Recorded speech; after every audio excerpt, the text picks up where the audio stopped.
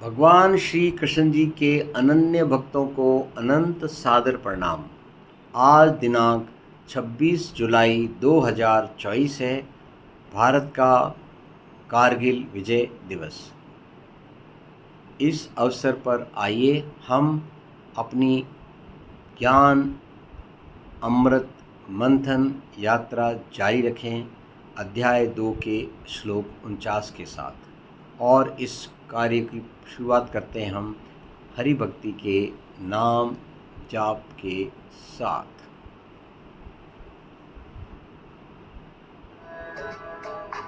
ओम नमो भगवते वासुदेवाय नमः।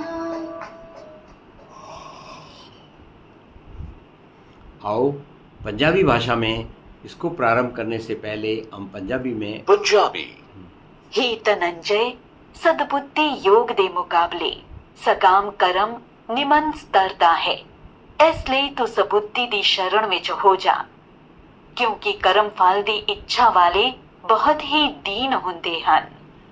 तो यहाँ पर हम दीन और श्रेष्ठ कर्मकर्ता की बात भगवान श्री कृष्ण जी से सीख रहे हैं अपने जीवन में पालन करने के लिए।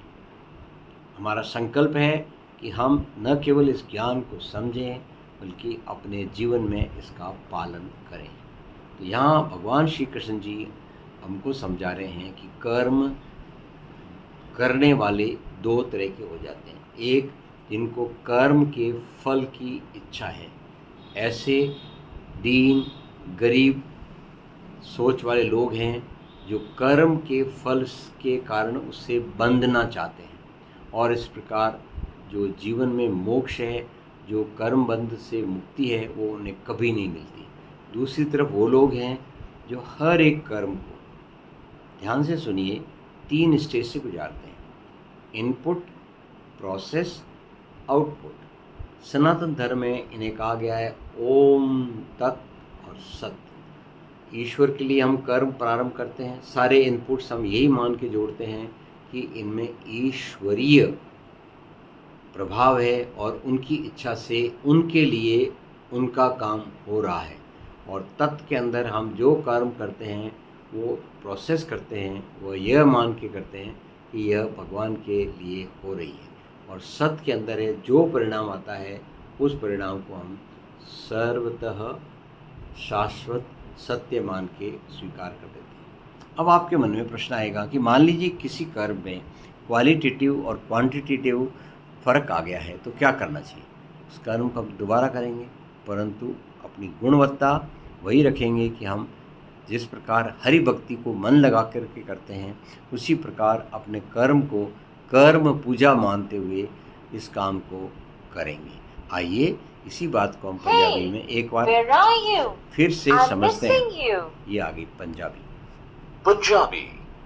हे धनंजय, सद्बुद्धि योग ਦੇ ਮੁਕਾਬਲੇ ਸਕਾਮ ਕਰਮ ਨਿਮਨ ਸਤਰ ਦਾ ਹੈ। ਇਸ ਲਈ ਤੂੰ ਸਬੁੱਧੀ ਦੀ ਸ਼ਰਨ ਵਿੱਚ ਹੋ ਜਾ, क्योंकि कर्म फल की इच्छा वाले बहुत ही दीन होते हैं।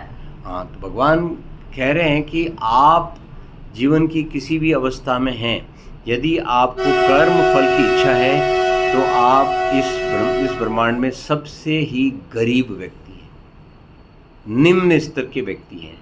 और आप ही वो पुरुष हैं जिसने अपने माइंड में थोड़ा सा चेंज कर लिया कि मुझे कर्म फल की इच्छा नहीं रखना है, मुझे केवल जिम्मेदारी रखनी है कि भगवान के लिए मैं काम कर रहा हूँ। और एवरी इनपुट और प्रोसेस को आप उसी ढंग से हैंडल करेंगे तो आप श्रेष्ठ कार्यकर्ता बन जाएं। सद्बुद्धि योग ਦੇ ਮੁਕਾਬਲੇ ਸਕਾਮ ਕਰਮ ਨਿਮਨ ਸਤਰ ਦਾ ਹੈ। ਇਸ ਲਈ ਤੂੰ ਸਬੁੱਧੀ ਦੀ ਸ਼ਰਨ ਵਿੱਚ ਹੋ ਜਾ, क्योंकि कर्म फल की इच्छा वाले बहुत ही दीन होते हैं। तो कर्म फल की इच्छा त्यागना ही हमारा मेन ध्येय है। हम हर कार्य को ईश्वर के लिए किए गए कार्य को खुद में करें। हर कार्य मीन्स अपनी जिम्मेवारी। आप इस ब्रह्मांड के समस्त कर्मों को हम में से कोई नहीं कर सकता, न हमारी औकात है, न हमारा इसके बदल क्षमता है, और न हमारी ये जिम्मेवारी है। भगवान ने हमें कुछ जिम्मेवारियाँ दी है, उस जिम्मेवारी को हम ईश्वर के द्वारा दिया गया कर्म मान करके करें तो हम श्रेष्ठ कर्म करता बन जाएंगे, क्योंकि हमें फल की कोई इच्छा नहीं है। आइए संगीत की भाषा में समझें। इस बुद्धि योग महान से सब कर्म अतिशयहीन है।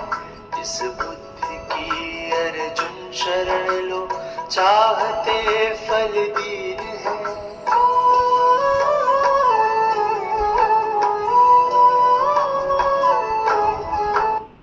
आओ अब हम यहाँ पर पूर्ण आहुति दें।